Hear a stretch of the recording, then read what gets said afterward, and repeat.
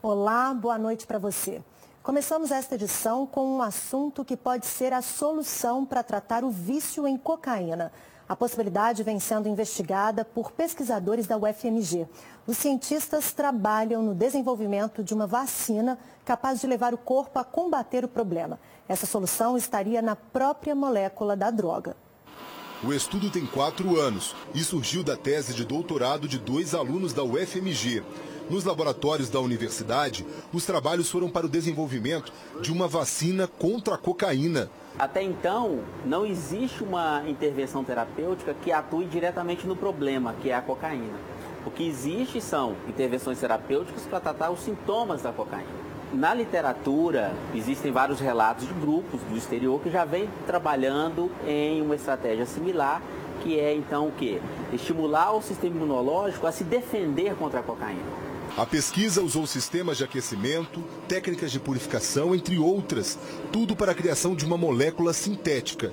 Diferente, por exemplo, de um estudo feito nos Estados Unidos, que caminha para a criação da vacina, tendo como base um vírus. Nossa proposta, ela difere desses grupos, porque ela não tem uma plataforma proteica, ela é totalmente sintética.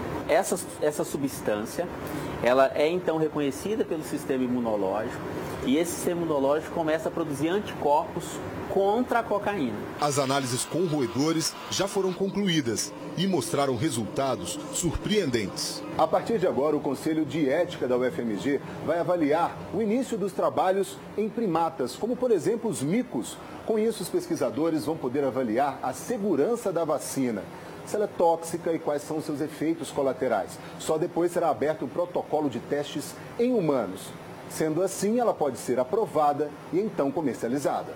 Ainda não há um prazo para que isso aconteça, mas as expectativas são as melhores. Além do usuário, quantas famílias, vivem esse drama? Então é uma contribuição dessa juventude pujante aí que a gente tem dentro da universidade e que de fato faz a ciência acontecer. Uma pesquisa importante. Vale lembrar que o consumo de drogas como maconha e cocaína em Belo Horizonte vem superando os indicadores do país. A cada 100 belo-horizontinos, 16 enfrentam problemas ligados à dependência química. São 408 mil pessoas, a maior parte ligada ao consumo de bebidas alcoólicas. 2 agentes penitenciários foram baleados na porta da penitenciária Nelson Hungria. Os feridos foram levados para a UPA Nova Contagem. Um adolescente de 13 anos também foi atingido. O atentado aconteceu a cerca de 200 metros da entrada da penitenciária Nelson Hungria. No local onde os disparos foram feitos, ficaram marcas de tiros naqueles painéis de madeira e muito sangue no chão. A informação de parentes da criança que também foi baleada porque passava pela região é de que um menino estava indo para a escola e perdeu a van escolar. Ele então estava naquele ponto de ônibus, aguardando o coletivo quando o tiroteio começou. Ele estava com uma outra menininha também. A menina está bem, mas o tiro pegou de raspão no pé. Os 2 homens foram socorridos imediatamente por colegas e trazidos para cá nessa viatura do sistema prisional. Além deles, um adolescente de 13 anos também foi atingido no pé. Para a troca de plantão, aproximadamente 6h45, nós ouvimos os disparos. A princípio aí uma caminhonete de porte pequeno, cabine dupla, vermelha. E o mesmo pediu uma informação para um dos agentes, o nome de uma rua. Quando o agente parou para poder passar a informação, ele sacou da arma e começou a desferir os disparos. Por causa do atentado, os agentes resolveram não entrar para o trabalho. Quem chegou agora cedo e quem saía também do trabalho resolveu ficar do lado de fora. Eles fazem um protesto e denunciam que os agentes contratados estão sendo retirados e que o local já tem um efetivo muito pequeno. Uma das principais reivindicações, Etel, é o nosso ônibus, é o retorno do ônibus, do coletivo que trazia esses servidores até a Nelson Hungria, que nós foram retirados há mais de um ano e a secretaria não dá uma resposta contundente. Então, se tivesse esse ônibus trazendo esses 2 servidores para a porta da Nelson Hungria com mais segurança, com a quantidade maior de agentes juntos ali, eu acho que eles não teriam coragem de fazer atentado contra a vida desses dois. Os agentes já haviam sido alertados sobre o risco de atentados contra a categoria, supostamente planejados por organizações criminosas. As informações foram repassadas por meio de uma circular da Secretaria de Administração Prisional, mas nenhuma outra medida foi tomada. Como a gente viu aí, diretores de unidades prisionais foram avisados pela Secretaria de Estado de Administração Prisional que bandidos de uma organização criminosa fizeram ameaças contra agentes dos presídios. Essa organização seria de São Paulo. Para o secretário de Administração Prisional, o ataque aos 2 agentes penitenciários foi uma afronta à segurança pública. Por causa dos atentados, as visitas foram suspensas até segunda-feira e a segurança foi reforçada dentro e fora da penitenciária. Essa suspensão tem como objetivo questão de segurança dentro do sistema prisional, porque quando acontece um atentado dessa natureza, dessa magnitude, é comum que dentro do complexo prisional haja uma situação conturbada, tanto da parte dos agentes, que ficam indignados, como da parte dos presos também. O Serviço de Inteligência do Estado ainda não sabe os motivos dos ataques. Não vamos tolerar ações dessa natureza no nosso Estado. No nosso Estado, nós temos um sistema prisional, graças a Deus, pacífico, porque eu já disse em outras ocasiões, nós não temos briga de facções aqui. Nós temos faccionados, mas nós não temos briga de facções. Ainda segundo o secretário, a caça aos atiradores continua pelas polícias civil e militar. Até que os autores sejam presos, nenhuma hipótese é descartada, desde uma rixa pessoal com um dos agentes até mesmo um ataque comandado pelo PCC. Tudo isso está sendo investigado, mas de uma forma imparcial e de uma forma cuidadosa. Eu posso afiançar aos senhores que nós seremos implacáveis na captura desses marginais. As vítimas não correm risco de vida. Essa criança já foi medicada, liberada. Esse agente de 2 tiros parece também que não já foi liberado. Agora o outro entrou no bloco cirúrgico agora à tarde, porque ele tomou mais tiros, embora a priori exista a informação de que não corre risco de vida. Um homem foi detido por guardas municipais depois de assediar sexualmente uma mulher de 22 anos dentro de um ônibus na manhã de hoje aqui em BH. A vítima foi ajudada por outro passageiro que viu toda a cena lamentável no coletivo. Claudinei Oliveira Gonçalves, de 46 anos, foi detido nesta manhã, acusado de assediar uma jovem dentro do ônibus. O que o senhor tem para falar de assediar uma mulher? Eu não fiz. A vítima, de 22 anos, estava a caminho do trabalho. Ela entrou no coletivo e, quando percebeu, viu que o homem passava a mão nela. Estava de pé e esse rapaz estava atrás de mim, esse senhor que fez, estava atrás de mim segurando uma mochila e eu senti que ele passou a mão em mim mesmo, nas minhas nádegas. E aí eu arredei para frente, tentando esquivar um pouco. E aí ele tentou novamente. O fato aconteceu dentro do ônibus da linha 83D, que sai do bairro São Gabriel em direção ao centro. De acordo com a vítima, o constrangimento durou cerca de 15 minutos e só parou porque outro passageiro viu a cena e se manifestou. Encostou a primeira, eu tô assim, não é possível que isso está acontecendo. Aí quando fiquei parado, na hora que ele fez a segunda, eu pedi a menina para trocar de lugar com ela. E aí olhando para trás e tudo, eu vi que ele estava indo para encostar numa outra mulher, usando a mesma coisa. Desculpa, de mochila na mão e a mão aberta para encostar na mulher. Eu virei para trás e falei, se encostar em alguma mulher aqui, a coisa vai ficar feia pro seu lado. E aí ele começou a falar, justificar que ele não estava encostando e tudo, só que eu vi. Na mesma semana, a jovem foi assediada por outro homem em um bar, mas preferiu não registrar boletim de ocorrência. E após sofrer mais um assédio, ela chegou até a pensar que poderia estar errada. Eu cheguei a pensar, será que é porque eu tô com batom vermelho? Será que é porque a minha roupa tá chamativa? E depois me policiei e falei, não, eu sou a vítima. A gente tem que se defender, tem que expor sim. Eu agradeço muito a atitude desse rapaz, porque é muito rara. É muito raro você ver uma pessoa te defender como ele fez. O suspeito de praticar o assédio assinou um termo circunstanciado de ocorrência por importunação ao pudor. Ele foi liberado e tem que comparecer à audiência marcada para dezembro. Foram 30 minutos de chuva com muita ventania, o suficiente para assustar e muito os moradores da cidade de São Sebastião do Paraíso, no sul do estado. Veja o registro feito por celular. Veja nestas imagens a força do vento. As pessoas tiveram que procurar abrigo por conta disso. Nesse outro vídeo, o vento chega a arrancar um portão.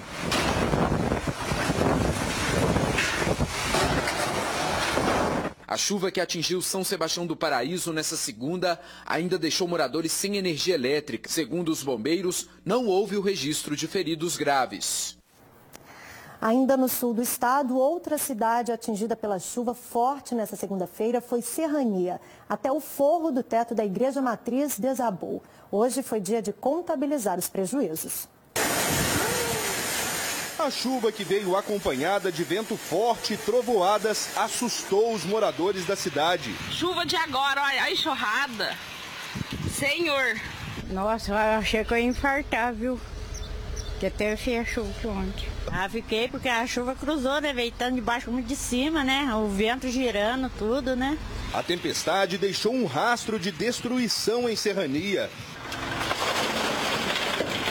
Hoje pela manhã, funcionários da prefeitura começaram a contabilizar os prejuízos e tiveram trabalho para limpar a sujeira.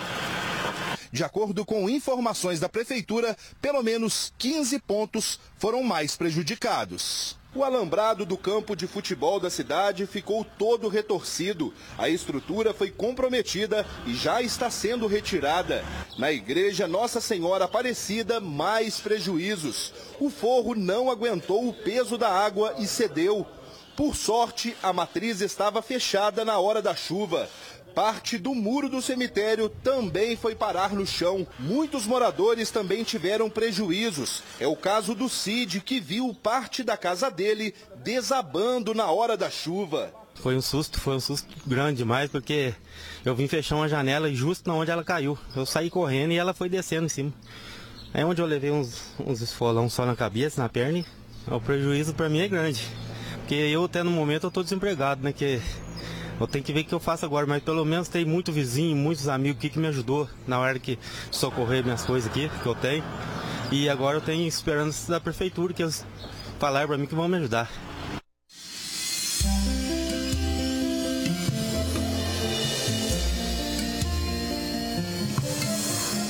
A instabilidade atmosférica provoca chuva em todas as regiões de Minas. As temperaturas caem um pouco e há possibilidade de neblina no sul e na área central. Em BH, mínima de 18 e máxima de 24 graus. Os termômetros vão de 21 a 29 em Almenara, de 22 a 25 graus em Ipatinga. Ficam entre 20 e 34 em Campina Verde. E em Viçosa, mínima de 18 e máxima de 25 graus. Belo Horizonte recebe durante toda a semana várias atrações em homenagem aos 115 anos de nascimento do poeta Carlos Drummond de Andrade. Uma delas está na Praça da Liberdade. Ainda úmidas e impregnadas de sono. Na entrada, gravações de poemas narrados por Carlos Drummond de Andrade servem de passagem para o universo do escritor. Não adures o poema. Aceita-o como ele aceitará a sua forma definitiva e concentrada. A ação é do Memorial Minas Gerais, em comemoração aos 115 anos daquele que foi considerado um dos maiores poetas do Brasil. Tudo que ele falou, né? Como ele deixou tanta coisa bonita, né? Eu fiquei emocionada. A literatura, a poesia, a história, ela leva o homem a viajar em diversos lugares. Nesta sala, que leva o mesmo nome do autor, o visitante conhece um pouco mais da vida de Drummond. O mineiro de Itabira começou a carreira publicando artigos no extinto jornal Diário de Minas, em 1921. 2 anos depois, lançou um poema conhecido até hoje, No Meio do Caminho. Nunca me esquecerei desse acontecimento na vida de minhas retinas tão fatigadas. Nunca me esquecerei que no meio do caminho tinha uma pedra. E para embarcar ainda mais no mundo do autor, que tal responder Carlos Drummond de Andrade? A ação com o nome Cartas a Olivetti estimula a criatividade. É diferente, né? Nunca tinha datilografado assim. Na verdade, meu pai até tinha uma máquina velha em casa, mas nunca tinha chegado a usar, né? Trazer esse gênero da carta de volta, trazer também a carta datilografada, né? Assim como Drummond fazia. Penetra surdamente no reino das palavras. Lá estão os poemas que esperam ser escritos. O projeto elétrico de qualquer empresa deve ser respeitado para evitar possíveis acidentes. Como a gente tem falado sobre a segurança na rede elétrica, hoje vamos mostrar as dicas quando são usados equipamentos pesados e de grande porte. Com as máquinas de solda, por exemplo, não é diferente, já que ferro e metal são condutores de eletricidade. Seja qual for o local de trabalho, é preciso ficar atento às condições de segurança, principalmente em lugares onde o perigo está diante dos olhos. É preciso redobrar a atenção com as máquinas, ferragem e fiação. O acompanhamento de um profissional da área é indispensável para evitar acidentes. Esse tipo de empresa é de extrema importância que se respeite o projeto elétrico. Porque através desse projeto elétrico você vai ter que demandar o tipo de carga que tem conciliada ao circuito e aos disjuntores que estão propícios a estar atuando ou não em caso de uma sobrecarga. Um acidente dentro de uma serralheria, oficina mecânica ou qualquer outro estabelecimento comercial pode prejudicar muita gente. É preciso ficar atento também ao horário de funcionamento das máquinas de grande porte, que deve ser de 8 às 18 horas. No caso dessas empresas, se forem respeitado o tipo de demanda, o tipo de quadro de distribuição que é conciliado a essas cargas, dificilmente vai alterar. Mas se tiver uma sobrecarga, principalmente na hora de pico, pode sim destabilizar nossas redes, ocasionar o transformador está sendo operado e, consequentemente, até o cabo está partindo. Se o estabelecimento comercial tem mais de uma máquina de grande porte, é importante ficar atento à capacidade do disjuntor. Mas é de extrema importância que se respeite o projeto elétrico. Caso você necessite de um aumento de carga, tem que ser dimensionamento o tipo de cabo e automaticamente o tipo de disjuntor. Que se respeite a questão dos aterramentos individuais por equipamento, que se respeite o tipo de carga, que não altere de forma alguma o dimensionamento desse circuito e, em caso de dúvida, que realmente contrate um profissional habilitado para poder estar manuseando ou até alterando esse tipo de circuito. Nós voltamos já, continue com a gente. Voltamos com alguns dos destaques do SBT Brasil. Carro invade ciclovia em Nova York e deixa 6 mortos. Pesquisa mostra que quase 40% dos alimentos no Brasil têm pesticida em excesso ou proibido. Desemprego recua no terceiro trimestre, mas ainda atinge 13 milhões de brasileiros. Essas e outras notícias a partir de agora. Eu volto amanhã a partir das 7h15 da noite. Boa noite e até lá.